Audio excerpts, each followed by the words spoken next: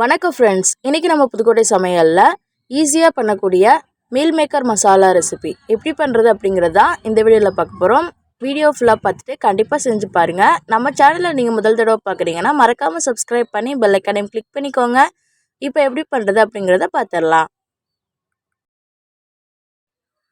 பேனில் ஒரு 1 லிட்டர் அளவுக்கு தண்ணி சேர்த்து நல்லா காய வச்சுருந்தேன். இப்போ காஞ்சிடுச்சு. நம்ம இப்போ ஒரு 100 கிராம் அளவுக்கு மீல் மேக்கர் சேர்த்துக்கலாம். நான் வந்து சின்ன சைஸ் மீல் மேக்கர் தான் சேர்த்துருக்கேன்.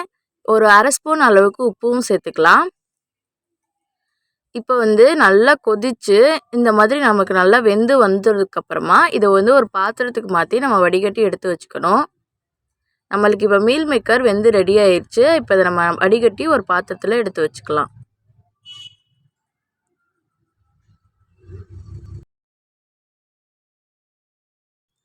இப்போ அடுப்பில் ஒரு கடாயை வச்சுட்டு ஒரு 3 ஸ்பூன் அளவுக்கு ஆயில் சேர்த்து நல்லா காய வச்சுக்கலாம்.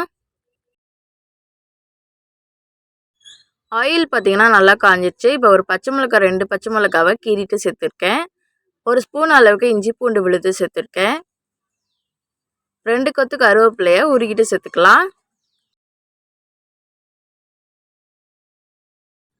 இப்போ இதை நல்லா நம்ம வந்து வதக்கி விட்டுக்கலாம்.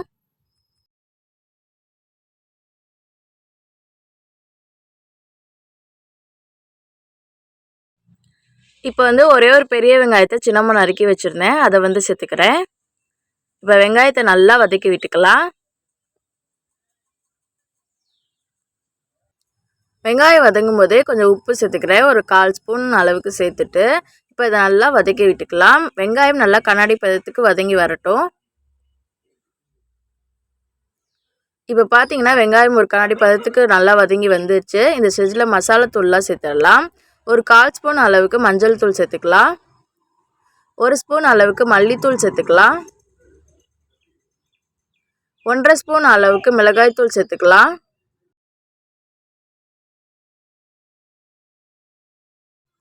கரம் மசாலா தூள் ஒரு 3/4 ஸ்பூன் அளவுக்கு சேர்த்துக்கிறேன். மிளகுத்தூள் ஒரு 1/4 ஸ்பூன் அளவுக்கு சேர்த்துட்டு மசாலா எல்லாத்தையும் நல்லா வதக்கி விட்டுக்கிறேன்.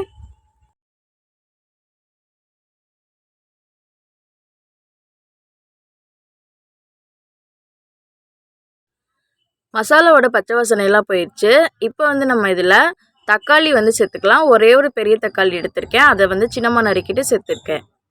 இப்போ தக்காளியை நல்லா வதக்கி விட்டுக்கலாம். இப்போ நல்லா வதக்கியாச்சு. இப்போ ஒரு மூடி போட்டு ஒரு 5 நிமிஷத்துக்கு நல்லா குக் பண்ணிக்கலாம். இப்போ பார்த்தீங்கன்னா ஒரு 5 நிமிஷத்துக்கிட்ட ஆயிடுச்சு. ஓப்பன் பண்ணி பார்க்கலாம். தக்காளிலாம் இப்படி முழுசாக இருக்கிறத நம்ம வந்து நல்லா இப்படி கரண்டி வச்சு நல்லா மசிச்சு விட்டுக்கலாம். அடுத்து இதில் நம்ம வேக வச்சுருக்கோம்ல மீல் மேக்கர், அதை வந்து சேர்த்துக்கலாம். தண்ணி வடிகட்டி வச்சுருந்தேன்னா அந்த மீல் மேக்கரை சேர்த்துக்கிறேன். இப்போ இதை நல்லா கலந்து விட்டுக்கலாம். மீல் மேக்கரில் ஆல்ரெடி உப்பு சேர்த்துருக்கனாலையும் மசாலாவில் கொஞ்சம் உப்பு சேர்த்துருக்கனாலையும் இப்போ வந்து சேர்க்க வேண்டிய அவசியம் இல்லை. ஒருவேளை உங்களுக்கு பத்தலைன்னா இந்த ஸ்டேஜில் சேர்த்துட்டு நல்லா கலந்து விட்டுக்கோங்க.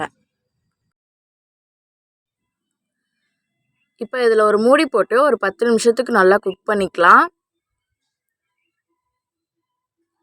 ஒரு 10 நிமிஷத்துக்கிட்ட ஆயிடுச்சு.